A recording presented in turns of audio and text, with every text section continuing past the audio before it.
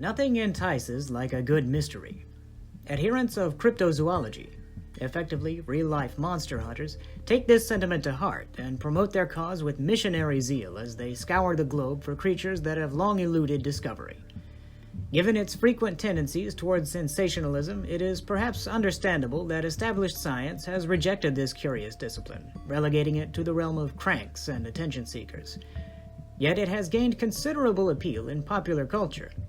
People love the unknown, and the possibility of legend coming to life holds an understandable allure. What is more, it helps bring to light an essential truth that can easily get lost in the shuffle of heated debate.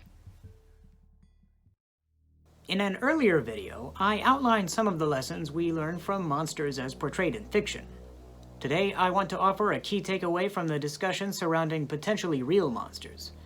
But rather than delve into a particular area of cryptozoology or postulate on the existence of this or that unknown creature, my purpose today is to determine the line that separates true believers from skeptical hardliners and attempt to offer an even-handed analysis.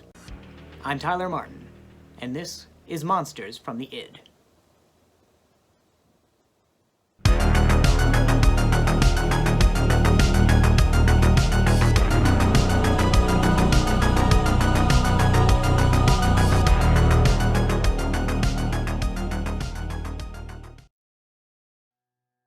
Founded in the 1950s by zoologists Bernard Heuvelmans and Ivan Sanderson, cryptozoology is defined as the study of evidence tending to substantiate the existence of, or the search for, creatures whose reported existence is unproved, as the abominable snowman or the Loch Ness Monster. Over the years, the field has attracted quite a number of formally educated professionals from such fields as biology and anthropology, as well as its share of hobbyists and eccentrics. Given the very visible presence of the latter, one may be forgiven for thinking that the endeavor consists entirely of reality TV personalities stomping through the woods and howling at the sky.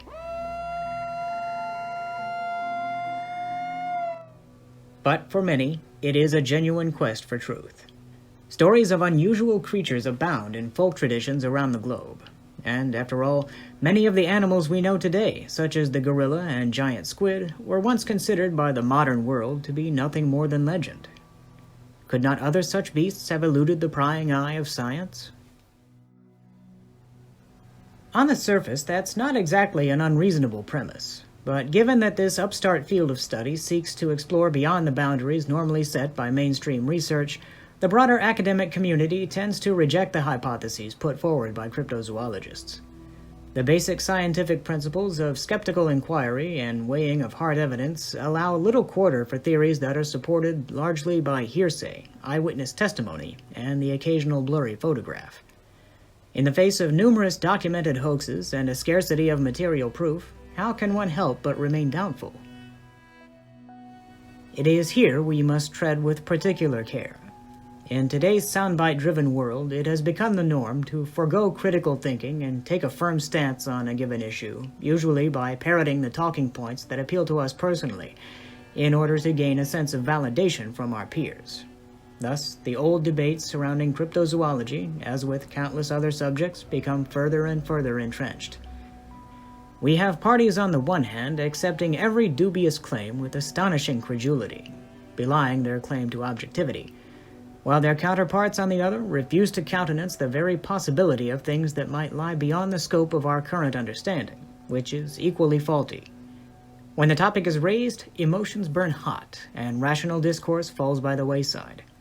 More level-headed individuals scarcely have room to breathe. Let us then draw a breath, take a step back, and examine this matter with a level gaze. Cryptozoologists often make much of native traditions which tell of strange beasts that seem to resemble species long thought extinct, or even defy categorization under the normal standards of science. If true, any one of these stories could well force us to reevaluate the way we interpret the world around us. For indigenous or culturally isolated peoples, these creatures are a part of the natural landscape, viewed in much the same way as other animals, and, in some cases, other tribes.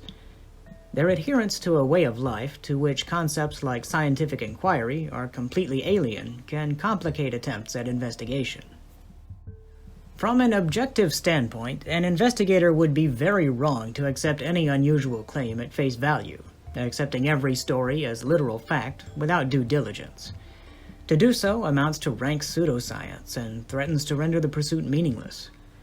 But to dismiss these traditions wholesale as the ramblings of ignorant savages is no less erroneous. In taking this attitude, science is transformed from an invaluable tool to acquire understanding into an extension of colonialist chauvinism which seeks to dominate and supplant quote-unquote inferior cultures.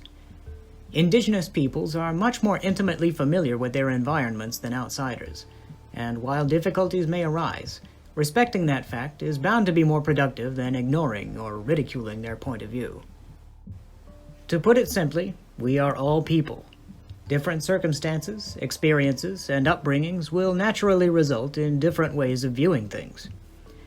What is taken as a matter of course in one society may seem incredible or nonsensical to another. This does not necessarily make one group wrong and another right. The key is to recognize that the truth, whatever it might ultimately be, is stronger than your own desire to be right. Ask yourself, do I truly want to understand? Or is it merely a sense of validation I seek? Of course, there are plenty of cases in which one side is clearly right and the other clearly wrong, but not every issue can be so open and shut, and the topic at hand is a good example. Here is the situation as I see it. It is indisputable that science has led our society to incredible discoveries and achievements. The time-honored practice of carefully weighing evidence to reach the most logical conclusions and obtain new insight has reaped unfathomable rewards. But what is knowledge without wisdom?